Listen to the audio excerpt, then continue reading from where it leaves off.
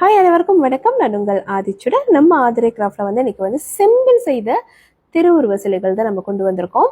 பெருமாளின் 3 அவதார திருவுருவ சிலைகள் நம்ம கொண்டு வந்திருக்கோங்க. முதலாவது நீங்க பாத்தீங்கன்னா மகாவிஷ்ணுவின் அவதாரம் நீங்க பார்க்கலாம்.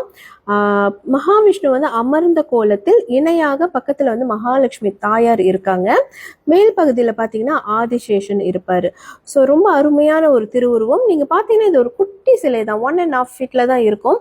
இது நீங்க எங்க வேணும்னாலும் வைத்து வழிபடலாம். நீங்க பூஜை அறையாக இருக்கலாம், இல்ல உங்களோட வியாபார தலங்கள் அல்லது உங்களோட ஆஃபீஸ் அல்லது கார் டேஷ்போர்ட்ல வைக்கிறதுக்கு கூட இது ரொம்ப ரொம்ப ஒரு சின்னதா ரொம்ப கியூட்டா இருக்கக்கூடிய ஒரு சிலை சைஸ் தான். அடுத்தது நீங்க பாத்தீங்கன்னா வராகர் இருக்காரு. ஸோ வராக தேவர் அப்படின்னு சொல்லும்போது இவரும் காக்கும் கடவுள். நீங்க பாத்தீங்கன்னா இணையாக மகாலட்சுமி தாயார் இருப்பாங்க. ஒரு கீழ்ப்பகுதியில ஒரு பீடம் இருக்கு. அதற்கு மேலாக நின்ற கோலத்தில் சங்கு சக்கரம் ஏந்தி வராக பெருமாள் இருக்காரு.